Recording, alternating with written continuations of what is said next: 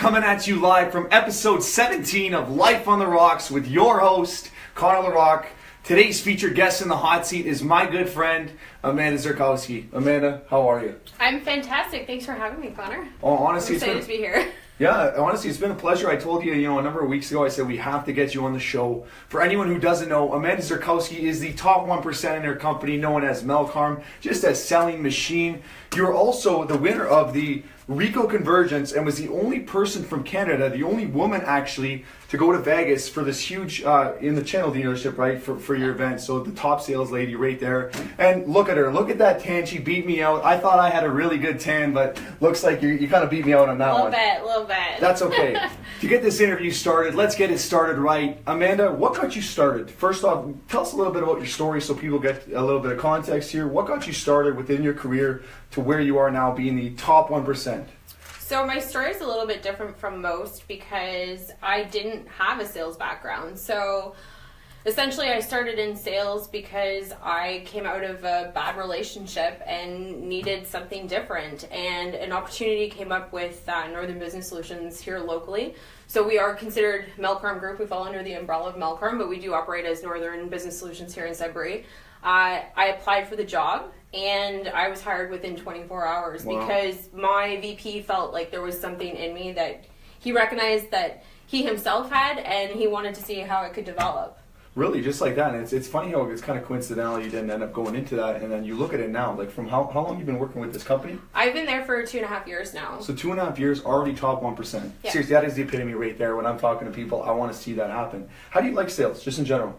For me, sales is not a job. For me, sales is just a passion. And I think it's all about the relationships that you build with people. And I absolutely love my clients. I think it's fantastic. The relationships are something that you build on throughout your time that you're there. And as you grow, I'm at a situation now where people pick up the phone and they call me. I don't even have to call them because they just know that I'm going to be there for them and help them with what they need. That's huge. I think that's so important because at the end of the day, they don't even think twice. They're like, oh, there's competition, there's other things. Like, it's like the brand association with people. They see Coke or Pepsi right away. People will have an association. Like, yeah. I'm going to go to Coke. Currently, I'm selling for a company right now. Like, I sell across North America, like I've told you before. I'm not going to disclose who I sell for. I'm an outbound sales company. And literally, we're on the phones constantly calling these people, just trying to get associated with our company we're selling for. So at the end of the day, when that day comes when they want to buy, right away they're thinking us. They're like, that Connor the Rock kid called me how many times? He's calling my office again. I just want to check in. How you're doing? One of those things. I want to talk to you about this because it's so important. Everyone that I pull on the show is an entrepreneur or some type of business person, especially as a salesperson. There is such a stigma associated with the aspect of selling. Talk to me about that for a second and how you deal with that when people are like, well, I'm trying to sell you. But a lot of time I find the people that come across as these people just trying to take your money, trying to sell you, those are amateurs, like I said, and those are people that are out for not trying to promote something good. Talk to me about this. I think the way that I approach it is different than most because I look at it from the perspective of how I want to be approached. So you think it doesn't matter what you're doing or where you go, somebody always seems to be trying to sell you something. So you go to the mall, you go into a clothing store, somebody's coming up to you and telling you about all the sales and everything that's going on. And for me personally, I tend to kind of shy away from that. So the way that I approach it is just different. I approach it as I'm here to listen. I'm here to listen to what it is that you need. If I can't help somebody, I will walk away from a deal. I do not believe in being dishonest in sales. I think honesty and integrity are the most important things when it comes to sales. And I don't like the pushy approach. So sometimes my sales cycles actually might tend to be a little bit longer because I'm not constantly pushing for that sale. But I know in the end, I'm going to get the sale because I take the time to listen to what it is that they need and make sure that we go through the process of really understanding and bringing value to the table. Because I think everything is about adding value to what it is that that you're doing. Absolutely. No, I think that's so important because I think that is the truth a lot of time. It's like, well, I'm just trying to go in there to collect a paycheck. Mm-hmm. And no one feels good if you're going to go out there and try to screw people. At the end of the day, That's what you see a lot of the times in society, even with a lot of these, network marketing companies, for instance. And we're not going to go in that conversation, but a lot of these people are just trying to go out there for their own good. But the reason I always like to hit on sales so much is because of the persuasion power of just being able to influence someone. Mm-hmm. And not in the wrong way, though, not in a good context where it's like, if I have a product or service, it's like you said, you use what we call in sales the indifference difference factor. It's like, you don't want my stuff, that's okay. Yeah. You know, and I'm not that I'm the pushy guy. I'm the guy that's persistent in the sense that I'm always there. I'm going to be talking to people. Depends what I'm selling, if I believe in it or not. Yeah. I think that's one of the most important things. And as we always say in business, I mean, a business won't run unless it sells. It'll sink into the ground, right? Yeah. That's your generator of income.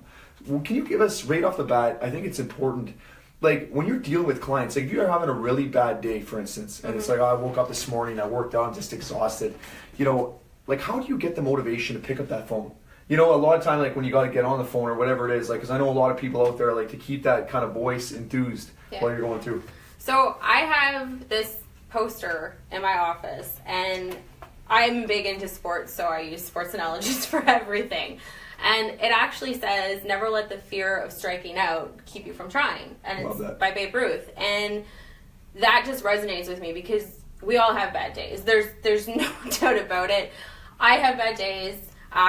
Sometimes I don't want to go to work in the morning, but just based on how my mood is in the morning. But you know what? I get up, I go to work, and I execute every single day. And I think that seeing that poster too reminds me that it doesn't matter if you do strike out that day, you just have to keep going. Because I think if you have that positive mindset, because I do believe mindset is absolutely everything. Mindset is everything. There it is. Amazon, just kidding, not that sales guy. No. But I do believe in that. And I have made huge changes in my life in the last 2.5 years that I have just totally changed the way I think even. And I have seen that pay off so huge for me, and not just in a business perspective, but in a personal perspective as well. No, definitely. It carries over, especially, I call it, you know, the Garen Hardy's book, The Compound Effect, that everything compounds. So if you're, you know, let's say, for instance, you're eating bad every single day, it might not hurt you the first day, first week, but as it goes. And I can tell you guys from experience, I've known Amanda now for a number of months, longer than that. We actually met through one of the charity campaigns I was promoting, Cans for Christmas. Yes. And she got on the train, that's what we're trying to do, right? We're promoting this. And at the end of the day, I've never seen you actually in a negative state. You know, we talk, and it's like, we always talk about that, and I said, you know, like people see me all the time, I have a lot of energy. Yeah. But there's days I'm waking up, I'm like, holy crap, dragging my head off of the pillow. And you're trying to think about it, but the rule is, like I'd spoken to you about, was always don't stay in that state. And it's one of those things, like, do you have any mantras or anything you do psychologically when you're there? Like, you look at that poster, but sometimes, you know, it won't work, obviously. Yeah. But do you have anything that breaks through the noise of your mind? Anything specifically? Because like I said, you are a very vibrant, happy, bubbly person all the time. I see you. I think the biggest thing is understanding your why. And like that. So if you're doing something, you have to have a why. Because if you don't have a why, then you're just doing something to do something. And for me, my why is my son. I am a single mom.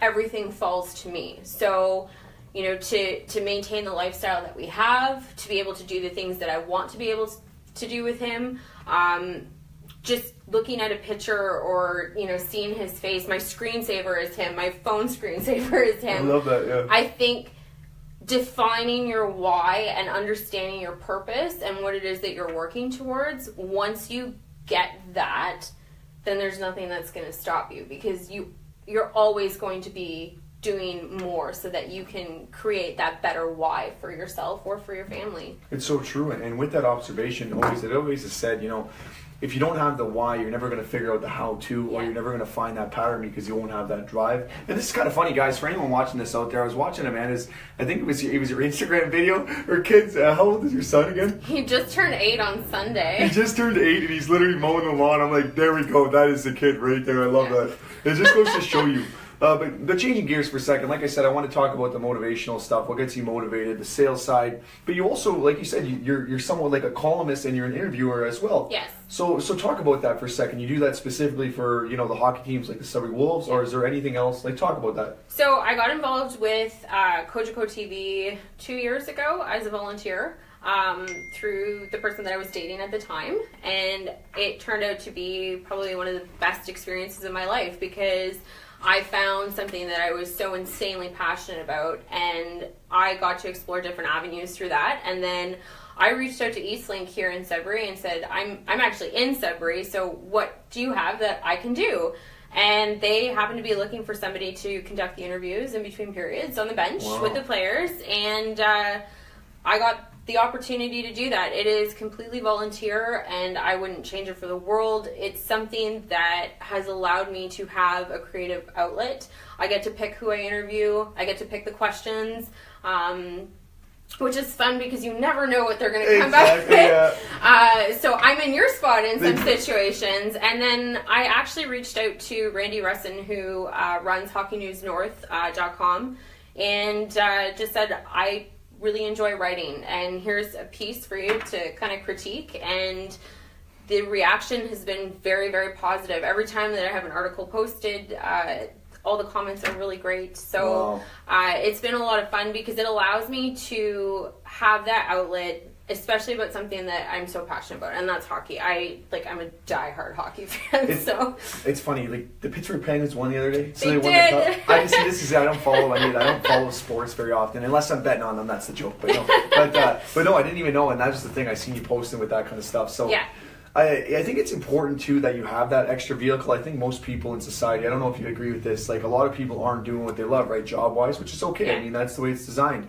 But at the same time, like you need to have those outlets and those other things that you can kind of carry with you that give you that spark. It's so true, because I think I go to work every day and I work my hours are 8 to 5. I don't work 8 to 5. I work 8 to 8, 10, 24/7. 12. Like it's crazy. I almost need to detach a little bit from that, but when you love what you do and you see the big picture and have the view of the big picture for yourself, and you have a plan on how you're going to execute, then it makes it hard to kind of turn that switch off. But having that outlet for me it's almost therapeutic in a way, and it just calms me down and lets me focus, and I find I actually probably perform better at work because I have that outlet. It's so true. You don't have to think about, I just got to show up here today, and it's that constant pressure, that constant aggression where you're like, I have to go to work, I hate this job. You know, at the end of the day, you got to ask yourself this one question sometimes. When I wake up in the morning, it's like, well, would I rather show up to a job I hate for the next 40 years, create my pain, just kind of working towards the weekend, or would I take a risk, put everything on the line and go in and see if it's going to work? You know what, there might be days that I might not have any money in the bank account, or there might be days this.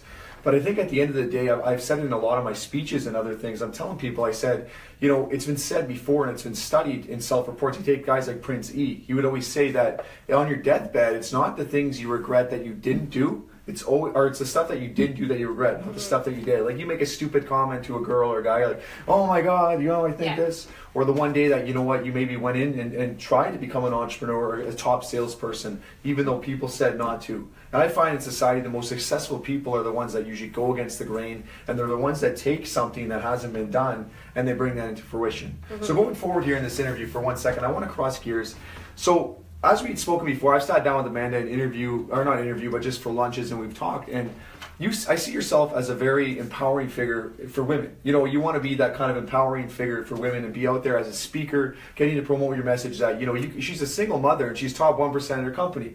I mean, there is no excuses. I use the Ryan Benoit example. He's in a wheelchair every day and he's out there, he's working harder than all of us. So really, I'm of the mentality and in a compassionate way that there is no excuses. So for yourself, as we're going to see you go and you're going to be, writing, you're going to be at work every day selling, you're going to be with your son doing all these things. You're an extraordinary individual. How do you see yourself going in the next few years to, keep promoting this message of, perseverance with yourself and then being a single mother, showing women and just people in general that you can make a difference? Because that's the way I see you. You believe you can make a difference. That's true.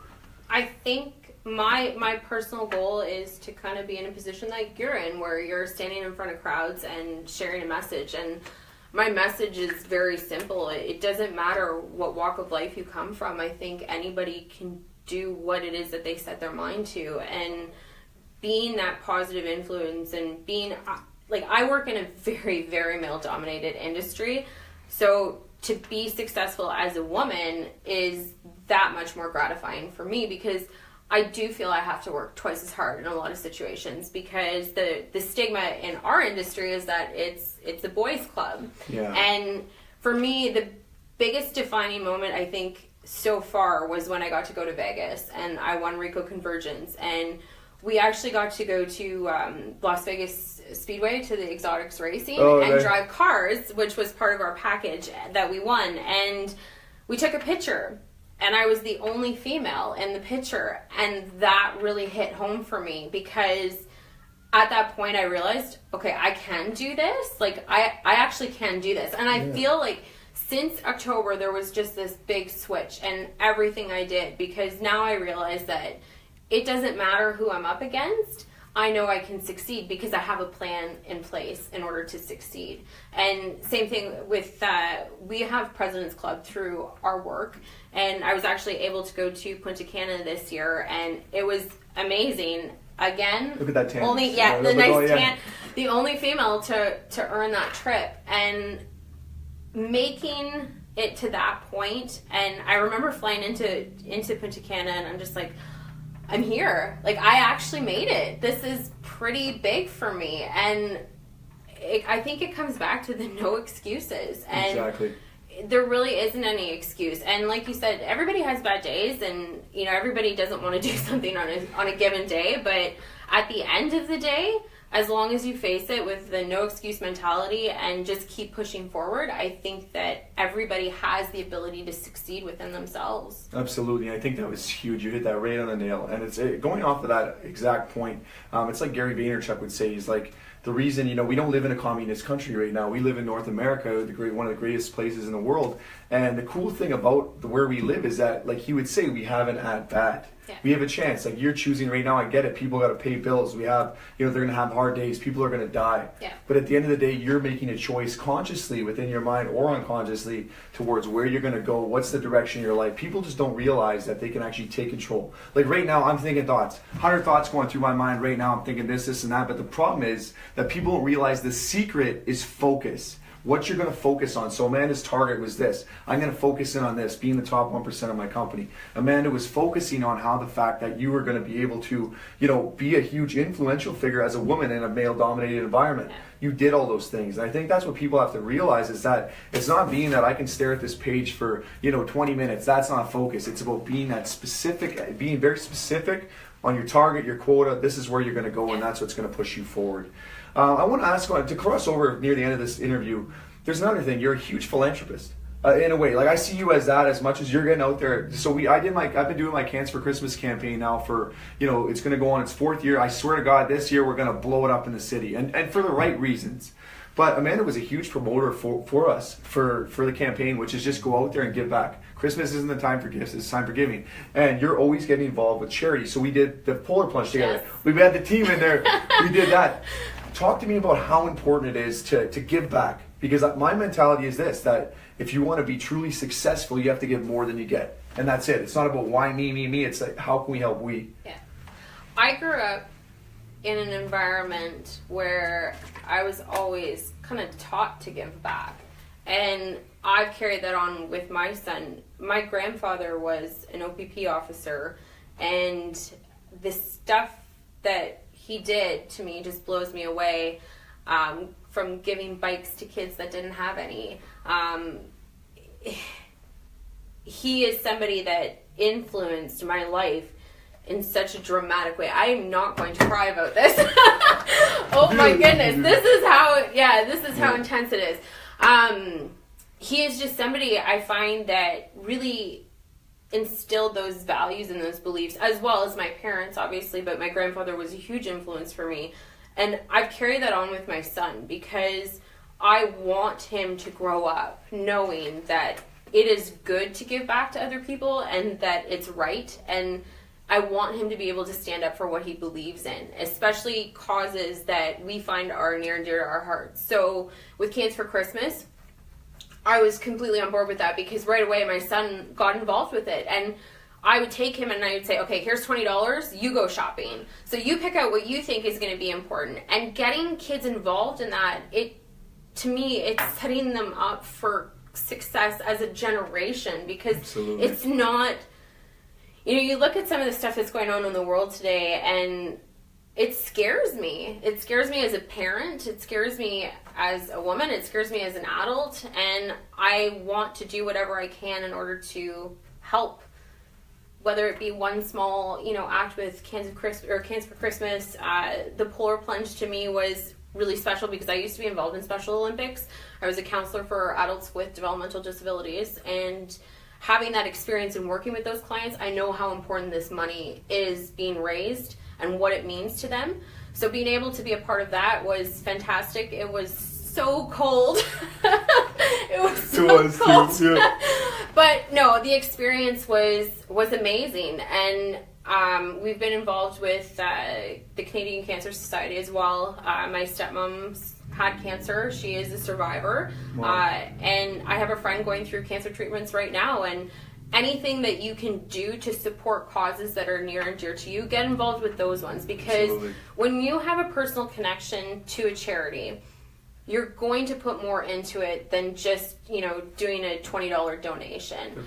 Because as much as the money aspect is huge, time is so important, and being able to give of your time, I think, can make a huge difference. I think that's one of the most important points in life, right there, with in regard to charity, but just in life. That's the most important thing. You can buy people all these different things, but it's their time and your attention that you give to them.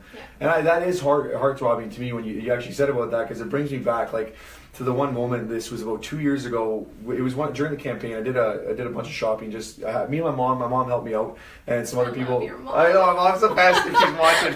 And we had put a bunch of stuff together for the Human League in regards. And I got a call, and it was one of the directors of the Human League, and she's like, I want you to go deliver this. It's either I'll do it or you'll do it. And I'm like, well, of course I'm going to go do it. I want to see the look on this woman's face when I'm coming in here thinking I'm buying all the stuff that she, wanted as a family, and she had kids, and I didn't know what to think. And I pulled up to the house, and I went up to that door, and I seen the look on her face, just complete shock. And I didn't even know what to say. Yeah. I was speechless in that moment. I'm looking.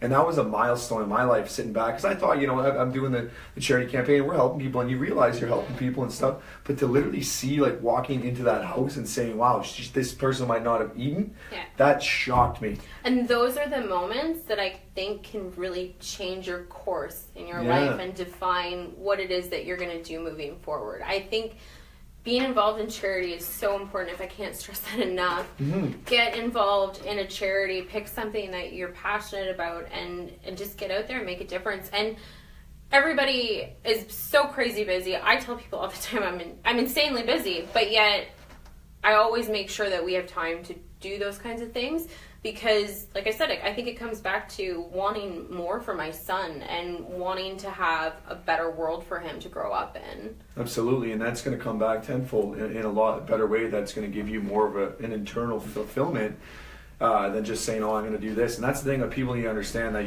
we associate money with emotion. That's how we kind of predicate that idea, whatever it is. But when it comes back to giving, and actually being able to show people and influence people and feel that power that you have, that's what life's about, and it's incredible. And that's why I want more people to aim out into that direction. So to close this interview, it's super important. Me and Amanda are actually starting a movement. And I know this sounds wild, we're coming at you live here today, but we're looking to start somewhat of an innovative movement where we're just going to get everyone on board, going off the whole positivity aspect, innovative. If you be just creators. We just want to promote the aspect that to put yourself out there and start being your own, because at the end of the day, it's the numbers. We're going to promote charity. We're going to promote all these different things instead of this mentality where stop hitting people and tearing them down, bring them up. I want to say something that's super important that I'm finding in society. It's embarrassing that our society right now, we're sitting back. You want to tell someone you want to do something, they're all going to tell you, you can't do it. There's no such thing as this. You can't do it. We should be telling people, no matter what they do, no matter how outrageous the claim is, that you can do it. And that's it. And I truly believe that. When I look someone in the eyes, I shake their hand, I'll know if they have the fire. And that's what I just want to see people succeed, because they'll get more fulfillment, more pleasure, and they're going to live a happier life, and will bring us together opposed to this crap that's promoted on the news. I think we've talked about this before, and I think I've sent you even messages about this, where it's my biggest satisfaction and where I get that ultimate happiness from is seeing other people succeed. I absolutely love seeing somebody succeed, and it comes back to building people up instead of tearing them down. And you're right, in society today, there's just too much negativity, too much tearing people up, and it would be such a better place. Imagine the world that we would live in if people would just build each other up. Exactly. A compliment can change an entire person's day, and being positive towards somebody else can just change their outlook. And why wouldn't you want to give that feeling to somebody else? Exactly. That's honestly it, right on the money. I want to ask, so before we close this interview, Amanda, what can we expect from you You're gonna be a speaker. Obviously, we know that's coming. Like I can see it. I foresee the future on that one. So you're gonna be a speaker. You're gonna keep working with your company, keep growing. Yeah. What else can we expect from you? Just so it's for everyone else out there. I think the biggest thing for me, I just had a meeting with my VP, and I have a quota to hit, like everybody in sales, and I told him I'm not only going to double it, I'm going to do almost triple my quota this year, and I'm well on my way. 10x that. No, that's good, yeah. I'm well on my way there. I have huge goals within my company. I don't always foresee myself being in a sales position. For sure. But I think that there's a ladder to climb, but there's a ladder to climb in a way that takes time, and it's all about learning and being ready for that next step. And then of course I'm going to continue being involved with Eastlink. I'm hoping to take on a bigger role this year. That is the plan. So there will be more of me on Eastlink TV with the Wolves games, and more writing, and see where that takes me. I think that there's something there that's still untapped. So we're going to see a book drop. I guarantee it. Yeah. I'm going to talk about that later. Yes. That's it. Yeah. Yeah. No, I'm excited to see it, and you know what? I think you act as a perfect mentor figure to people that are coming up. You know what I mean? Anyone that's coming up, that you can be the top 1%. That you're going to go through adversity and things. And honestly, I look up to you in that regard. In every way, as a woman, to go out there and just put yourself out there, promote, and be yourself. And that's the hardest thing that most people have. So to close this interview, Amanda, what is your Instagram, Facebook, LinkedIn? Give it to the crowd. Oh my goodness! Instagram is AEZ_6668. Snapchat, I'm on Snapchat too. That's the same thing as Instagram. Facebook is just Amanda Zurkowski.